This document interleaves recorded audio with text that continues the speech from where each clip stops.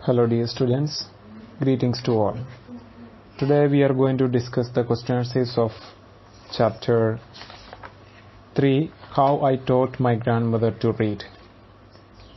The first exercise is true or false. Write whether the following statements are true or false. Correct the false statements.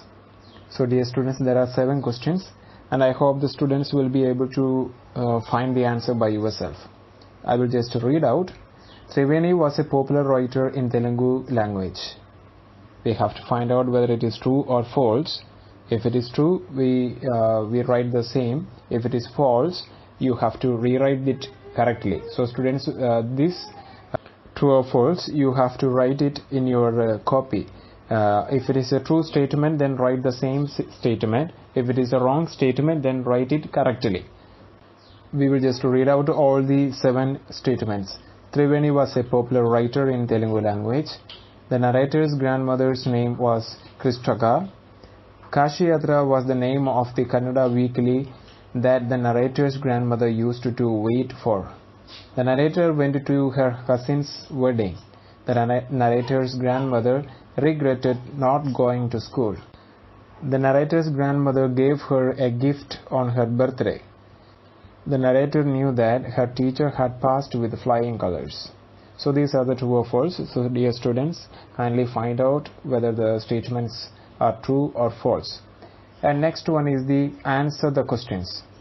Dear students, we will be discussing this answer the questions. I will be explaining some of the parts, but you have to write its answers by yourself. In your own words, you have to write.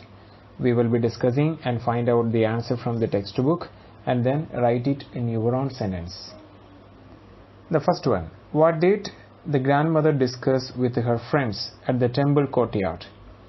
So in the story we have seen the grandmother is listening the story of Kashiyatra with the help of her granddaughter, that is the narrator of the story. A narrator of the story is will read out the entire story and then grandmother will repeat the same. And thereafter, when she go to the temple courtyard, she used to share the story of Kashiyatra with her friends. So that is what grandmother was sharing with the friends at the temple courtyard. She was sharing the story of Kashiyatra. So students, when you write the answer for this question, you have to write about the background of this story also. That means you have to write that the granddaughter, the narrator of the story, used to read out the story of Kashiyatra for grandmother. And thereafter, grandmother used to say the story to her friends. And you have to explain it in your own sentences. The second question, why was a wedding an event of merriment for the children? So in the story we have seen the narrator had gone for a wedding function, and she went for a couple of days, but that is end up in 1 week. She was staying more than around a week. So it was the time for the children to enjoy very well, because the main reason is that the elders will be busy with many other works. There is no one to restrict the children not to do something. So we know that when we are at our home, we have our elders and they will be saying that don't take this one, don't go there, don't do this one, don't do that one. So there will be a lot of do's and don't do's. But at the time of marriage, at the place of wedding, the children will be totally free.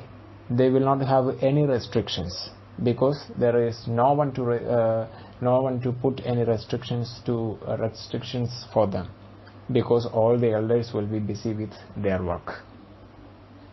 The next question, why was the narrator's grandmother sad? What did she say about her past? So when grandmother was sad, after the marriage, after the wedding, the narrator came back to home. Then the narrator had seen that her grandmother is sad. What was the reason for that?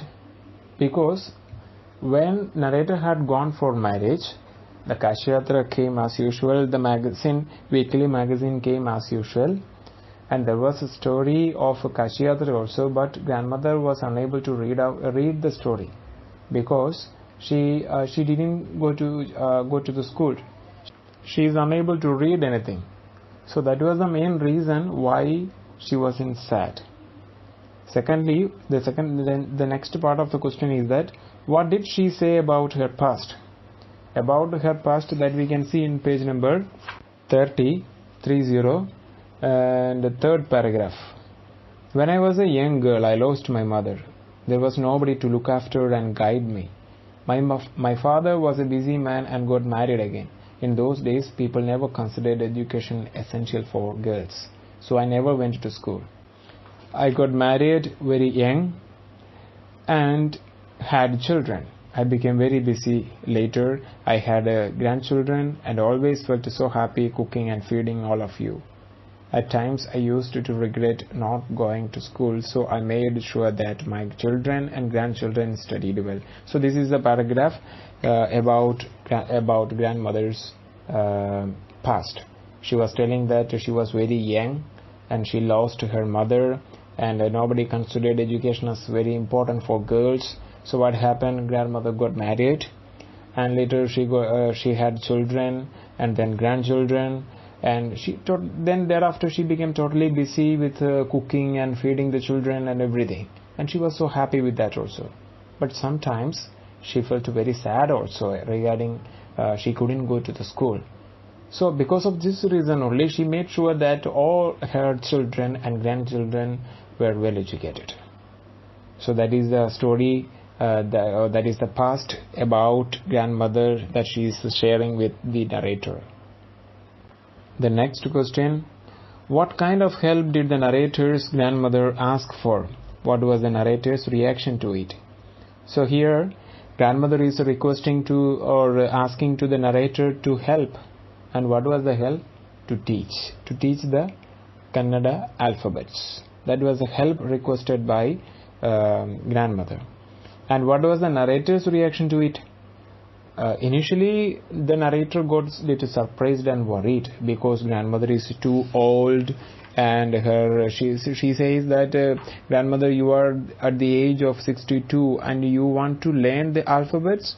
All your hairs is grey, your hands are wrinkled, you wear spectacles and you work so much in the kitchen, and all these many things she said. She was got little surprised and worried, that you can see in page number 31 at the beginning. But later she agreed, and she said that tomorrow onwards we will begin studying. And finally the narrator agreed to teach her the alphabets, Kannada alphabets, because grandmother agreed that she will work hard. That was the reaction of the narrator. And the next question: describe how the lessons between the narrator and her grandmother progressed. The next day onwards they have started learning.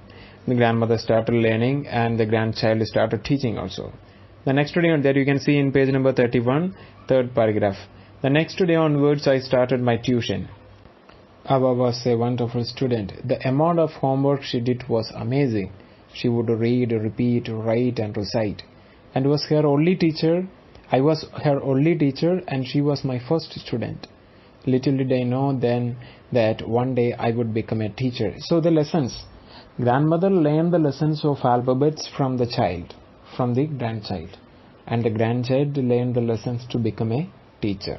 I would become a teacher of computer science and teach hundreds of students. So this paragraph you have to explain. At the same time you must mention this point that grandmother learned the lessons of alphabets of Kannada from her grandchild, and the grandchild learned the lessons to become a teacher from grandmother. It can be the answer for that question. The next question: how did they celebrate Dasra that year? I will not be discussing this question because I request the students to write this question by yourself. Find out its answer by yourself and then write in the copy. The next question: what according to the grandmother was written in the scriptures? According to grandmother, what is written in the scriptures? That you can see in page number 31, almost last at the end of the page. she said, it is my duty to respect a teacher. Is it not written in our scriptures that a teacher should be respected irrespective of age? So what is written on the scriptures?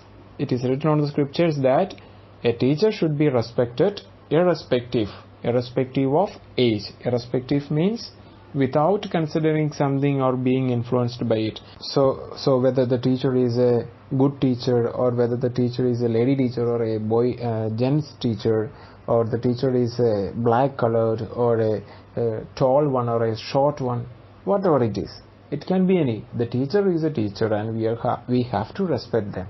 That is what the scriptures teach us. So dear students, I stop here and I request you to write the answers for the exercises